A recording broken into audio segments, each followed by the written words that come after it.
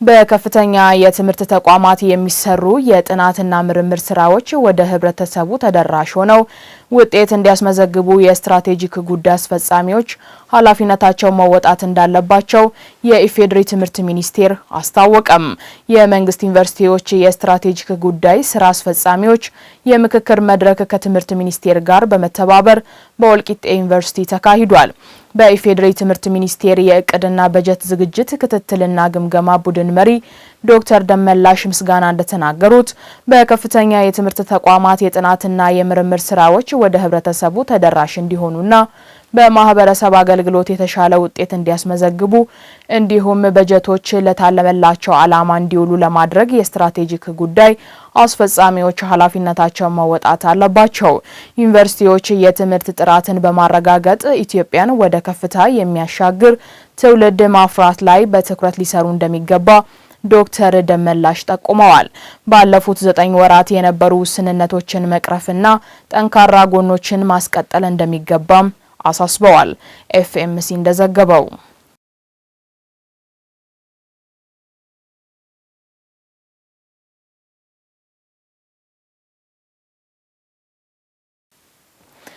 እየተበራከተ ያለውን ምግብን ከባዕድ ነገር ጋር በመቀላቀል የሚፈጸም ወንጀልን ለመከላከል የተጠናከረ ቁጥጥር እያደረገ መሆኑን የኢትዮጵያ ምግብና መድኃኒት ባለስልጣን አስታወቀም። ከምግብ ምርት ጋር የተገናኙ ወንጀሎችን ለመከላከል የተጠናከረ ቁጥጥር እየተደረገ መሆኑን በባለስልጣኑ የምግብ ኢንስፔክሽንና የሕግ ማስፈጸም ስራ አስፈጻሚ ሙላቱ ተስፋዬ ለፋና ዲጂታል ተናግረዋል። በዝግጅት ወቅት በጥንቃቄ ጉድለት ከሚፈጠረው የምግብ ጥራት ችግር ባሻገር ሆን ብለው ያልተገባ ትርፍ ለማግኘት ባዕድ ነገሮችን ከምግብ ጋር የሚቀላቅሉ አካላት መኖራቸውን ነው ስራ አስፈጻሚው የገለጹት። ህገወጥ የምግብ ማምረቻ ቦታዎች ላይ እርምጃ ከመውሰድ ባለፈ ይህንን የሚያደርጉ አካላትን ለህግ በማቅረብ በወንጀል ተጠያቂ እንዲሆኑ መደረጉን አንስተዋል።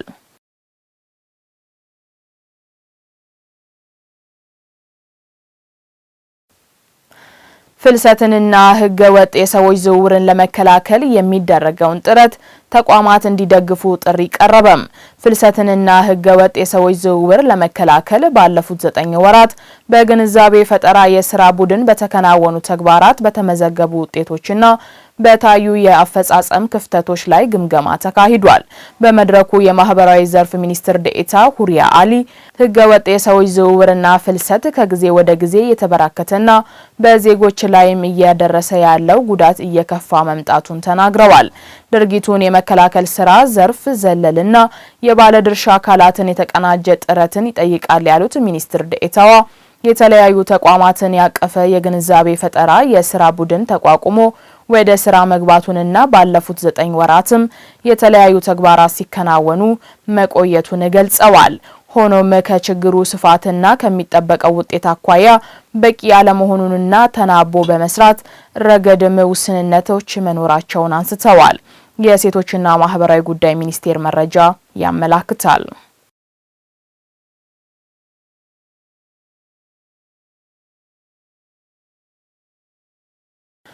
በተመሳሳይ ዜና በ2018 ሀገር አቀፍ የበጎ ፈቃድ አገልግሎት ሰኔ አጋማሽ መጀመር የሚያስችል ዝግጅት እየተደረገ መሆኑን የሴቶችና ማህበራዊ ጉዳይ ሚኒስቴር አስታወቀም። በሴቶችና ማህበራዊ ጉዳይ ሚኒስቴር የወጣቶች የበጎ ፈቃድ አገልግሎት መሪ ስራ አስፈጻሚ አብይ ኃይለ መለኮት የክረምት የበጎ ፈቃድ አገልግሎትም 14 ዘርፎች መለየታቸውን ጠቁመው በጎ ፈቃደኛ ወጣቶችን በመመዝገብ ስልጠና የመስጠት ስራ መጀመሩን አስታውቀዋል። በሀገር አቀፍ ደረጃ የሚከናወኑ የበጎ ፈቃድ አገልግሎት ስራዎች ለሀገር ልማትና እድገት ትልቅ አስተዋጽኦ በማበርከት ላይ ይገኛሉ ማለታቸውንም ኢዜአ ዘግቧል።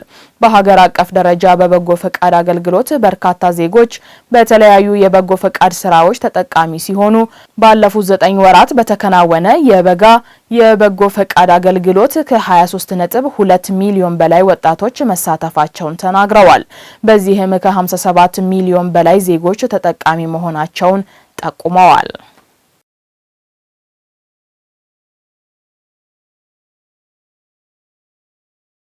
እንሰት ከወላይታ ሕዝብ ጋር ያለው ቁርኝነት እጅግ የተለየ ነው።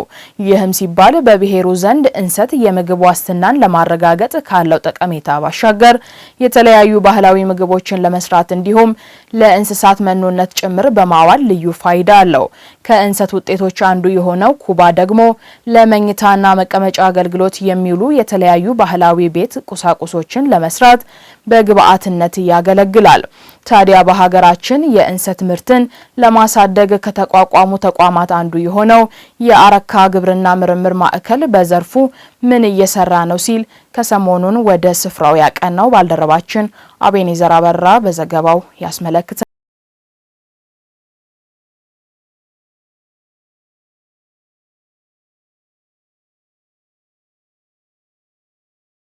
ጋር የተሳሰረው የእንሰት ምርት አለ።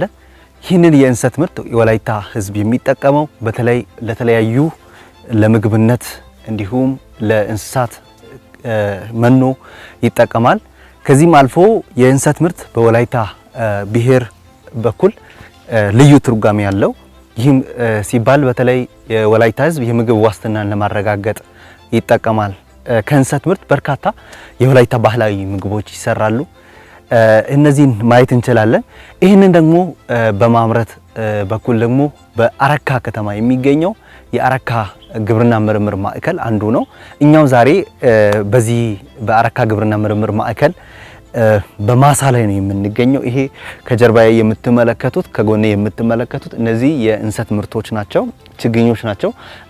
ይህንን የአረካ ግብርና ምርምር ማዕከል በማባዛት ለአርሶ አደሩ በማቅረብ እንዲሁም በዚህ ዙሪያ ለሚሰሩ ለተለያዩ ተቋማት በመስጠት የበኩሉን አስተዋጽኦ ያበረከተ ይገኛል። የዚህ አካባቢ ምርምር የአረካ ግብርና ምርምር ያወጣው ያቀባበል ሂደት አለና ሌላ ቦታ ላይ ሙሉ ነው እንሰት ነው የሚቀበረው።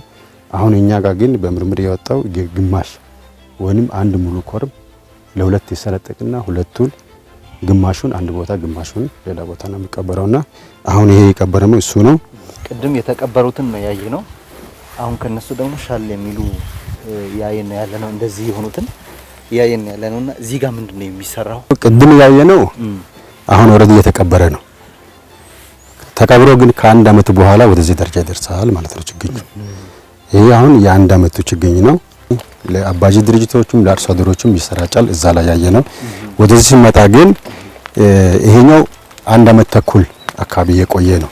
ችግኝ ተተክሎ ግን አንድ አመት እስከ 2 አመት እዚህ ላይ ቆያል። ከዛ በኋላ ይሄን ቀጥታ ለሚገዙ ሰዎች የዚህ በኮርም ወኒ አምቾ ቀጥታ የሚገዙ ሰዎች ለሽያጭም ይደረጋል። አንደኛ እሱ ነው። ሁለተኛ ግን ለራሳችን ቅድም ያየነው ማሳ ላይ የቀበርነው ይሄ እንሰት ለሁለት ይሰነጠቃል።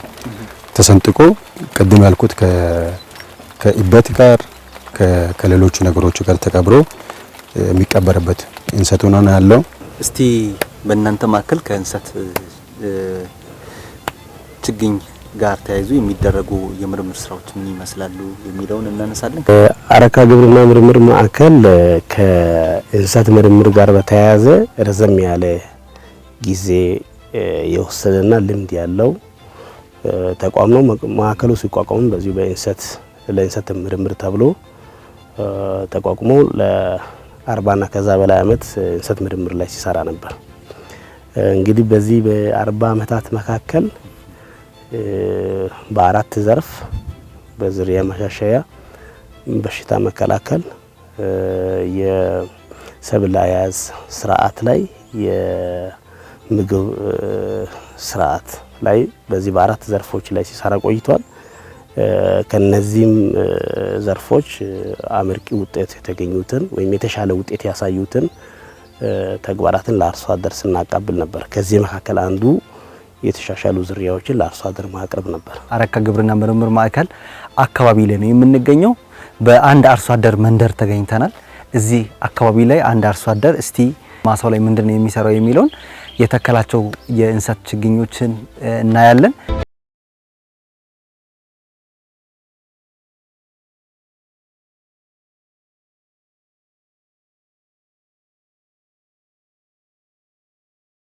የተለያዩ እንሰቶችን ያየን ነው። ትላልቆችን እናያለን፣ አንዳንድ ደግሞ ትናንሾችም አሉና መጀመሪያ እንዴት ነው ወደ እንሰት ምርት ይሄንን ለመትከል እንዴት በቃችሁ? ከየት ወሰዳችሁ? ዱቦ እርሻ ምርምር ማዕከል ቀጥታውኑ እነሱ ጋር ተከታትዬ ጠየቅኩ። እነሱ ጠሩኝና 50 ትናንሽ በጣም ትናንሽ ቀጫጫ የሆነ 50 ፍሬዋን ሰጡ። ከዛ ወዲያ እዚቹ አካባቢ 50ዋንም አንድ ላይ ሳላስጠጋ ተከልኳቸው። ወዲያ እነዚህ ተለቁ። የሰው ገና የ3 ዓመት ነው። ስሙ ገዋዳ ነው የሚባለው። ይሄ እንሰት ዘር ገዋዳ እንሰት ዝርያውን ሰጡና ያንን ተጠቀምን። እዚህ ጋር አካባቢ ያሉ አረሞች አይጎዱም? እንዴት ነው አረሞችን እንዴት ነው የምናደርገው? ለምሳሌ አረም እዚህ ላይ ትላልቅ አረም ካለ ይሄንን እንደዚህ ነው የምናደርገው። ለምሳሌ አንተ አሁን ጀማምራል። እንደዚህ ከጀማመርን ይሄንን እንዴት ነው የምናደርገው? ይሄው አሁን ማዘርም ከኔ ጋር እየሰራች ጀማምራለች። ታያለች፣ ከዚህ በፊት ታውቃለች። ከዛ እንዴት ነው የምናደርገው? እንደዚህ ነው የምናደርገው። ይሄ ምን ይሆናል? ይበሰብስና ለሱ ኮምፖስት ይሆናል። የእንሰት የተለያዩ ዝርያዎችን ሰብስቦ ማጥናት፣ ልዩነታቸው፣ ተመሳሳይነታቸው በተለያየ ቫልዩ፣ አንዳንዶቹ ለጎጆ፣ አንዳንዶቹ ለቡላ፣ አንዳንዶቹ ደግሞ ለቃጫ፣ አሁን ደግሞ እያደገ የመጣው ደግሞ የተለያየ እንትኖች አሉ። ወደ ኢንዱስትሪም አግሮ ኢንዱስትሪም መነሻ እንዲሆን ከዛ ጋር ተያይዞ ጥናቶች ሲሰሩ ቆይተዋል። መረጃዎችም ወጥተዋል። እንደገና ደግሞ ዝርያዎችም በዛ የተወሰኑ ዝርያዎች ወጥተዋል።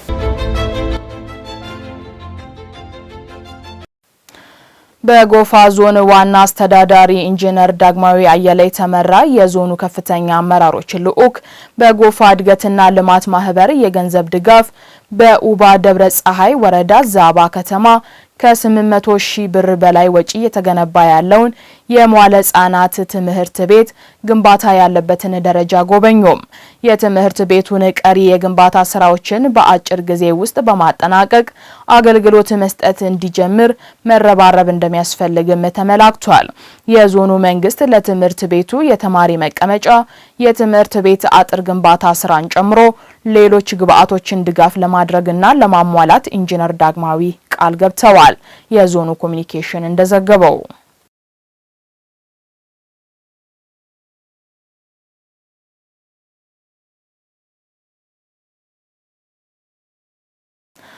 በደቡብ ምዕራብ ኢትዮጵያ ህዝቦች ክልል 34258 ህጻናት የትምህርት ቤት ምገባ አገልግሎት ተጠቃሚ መሆናቸውን የክልሉ ትምህርት ቢሮ አስታወቀም። ክልሉ በማህበረሰቡ ገዛ የትምህርት ቤቶች ምገባ ዘንድሮ መጀመሩን የቢሮ ምክትል ኃላፊና የመማር ማስተማርና ምዘና ዘርፍ ኃላፊ ዶክተር ደስታ ገነሜ ለፋና ዲጂታል ገልጸዋል። በዚህም በቅድመ አንደኛ ደረጃ ትምህርት ቤቶች እንዲሁም በአንደኛና በሁለተኛ ደረጃ ትምህርት ቤቶች ልዩ ድጋፍ ለሚፈልጉ ተማሪዎች የምገባ አገልግሎት እየተሰጠ መሆኑን ተናግረዋል። በ278 ትምህርት ቤቶች 34258 ተማሪዎች የትምህርት ቤት ምገባ ተጠቃሚ መሆናቸውን ገልጸው መርሃ ግብሩ ከማህበረሰቡ በአይነትና በጥሬ ገንዘብ ሀብት በመሰብሰብ የሚፈጸም ነው ብለዋል። የክልሉ ኮሚኒኬሽን እንደዘገበው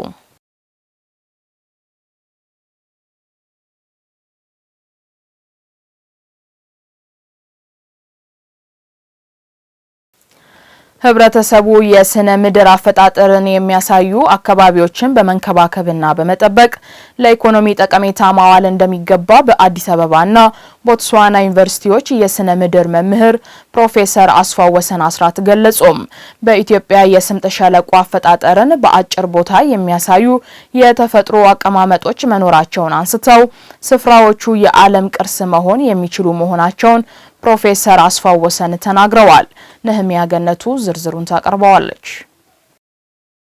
ኢትዮጵያ በአፍሪካ ውስጥ በዩኔስኮ ብዝሃ ሀብት ካስመዘገቡት ሀገራት አንዷ ስትሆን በርካታ የሚዳሰሱ የማይዳሰሱና ባዮስፌር ሀብቶች በዩኔስኮ እውቅና ተሰጥቷቸው የተመዘገቡ ናቸው። መንግስት ከለውጥ ወዲህ ለቱሪዝም ዘርፉ በሰጠው ትኩረት ከኢኮኖሚ ምሰሶ መካከል አንዱ እንዲሆን ያደረገ ሲሆን አዲሱ ረቂቅ የቱሪዝም ፖሊሲ የጂኦ ቅርስ ቦታዎችን መጠበቅ፣ የጂኦ ፓርኮችን ማቋቋምና ለጂኦ ቱሪዝም አስፈላጊነት ትኩረት ሰጥቷል። በዚህም ኢትዮጵያ በጂኦ ቱሪዝም በርካታ በርካታ ሀብቶች ያላት ሀገር ስትሆን የሶፍ ዑመር ዋሻ፣ ገራልታ፣ ኮንሶ፣ አፋር፣ ባሌ ተራሮችና የሰሜን ተራሮች ብሔራዊ ፓርኮች ተጠቃሽ ናቸው። በአዲስ አበባና ቦትስዋና ዩኒቨርሲቲዎች የስነ ምድር መምህር ፕሮፌሰር አስፋወሰን አስራት በኢትዮጵያና በአጠቃላይ ምስራቅ አፍሪካ ለስነ ምድር አፈጣጠር ምርምር የሚሆኑ በርካታ ስፍራዎች ያሉባቸው መሆኑን ገልጸዋል። እነዚህ የላቀ ሁለንተናዊ እሴት ያላቸው ስፍራዎች በተባበሩት መንግስታት የትምህርት የሳይንስና የባህል ድርጅት ዩኔስኮ በጂኦ ፓርክነት ተመዝግበው ጥበቃ እንደሚደረግላቸው ጠቁመዋል። እስካሁን 229 ጂኦ ፓርኮች ጥበቃ የተደረገላቸው መሆኑን ጠቁመው በአፍሪካ የተመዘገቡት 2 ብቻ ሲሆኑ እነሱም ታንዛኒያና ሞሮኮ መሆናቸውን አንስተዋል። በኢትዮጵያና በምስራቅ አፍሪካ በአጠቃላይ ጂኦ ፓርክስ የሚባሉ ማለት ነው እሱ በጣም ለሳይንስ ጥሩ ኮንትሪቢዩሽን አላቸው የሚባሉ የተወሰኑ ሳይቶች አሉ። ለምሳሌ የስምጥ ሸለቆ አፈጣጠር ሲባል ዝም ብሎ በቲዎሪ አይደለም። የስምጥ ሸለቆ የተፈጠረበትን አካሄድ የሚያሳዩ ስፔሲፊክ የሆኑ ሳይቶች አሉ።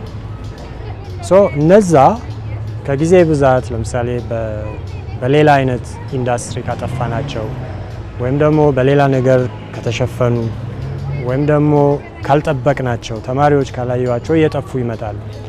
ስለዚህ ልክ በጣም ይሄ አውትስታንዲንግ ዩኒቨርሳል ቫልዩ አላቸው ብለን የምናስባቸውን በዩኔስኮ ወርልድ ሄሪቴጅ እንደምናስመዘግባቸው እነዛን ደግሞ የጂኦሎጂካል ሳይትስ የምንላቸው ዩኔስኮ ጂኦ ፓርክ ሳይትስ ወይም ጂኦ ፓርክ ብሎ ይመዘግባቸው እና አሁን ዓለም ላይ ወደ 229 የሚሆኑ እንደዛ አይነት ጂኦ ፓርኮች አሉ። አፍሪካ ውስጥ ግን 2 ብቻ ናቸው ያሉት።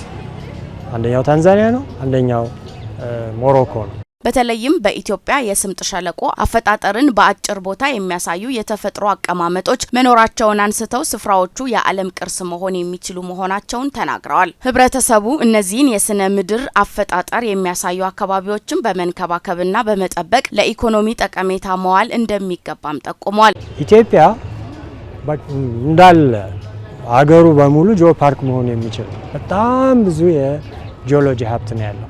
አሁን ብዙዎቹ ጉብኝቶች ለምሳሌ ወደ አፋር፣ ወደ ባሌ፣ ወደ ሰሜን ማውንቴንስ፣ ወደ ኦሞ ቫሊ እነዚህ በሙሉ የሚደረጉት ቱሪዝሞች በአንድ ወይም በሌላ በኩል ከጂኦሎጂ ጋር የተያያዙ ናቸው።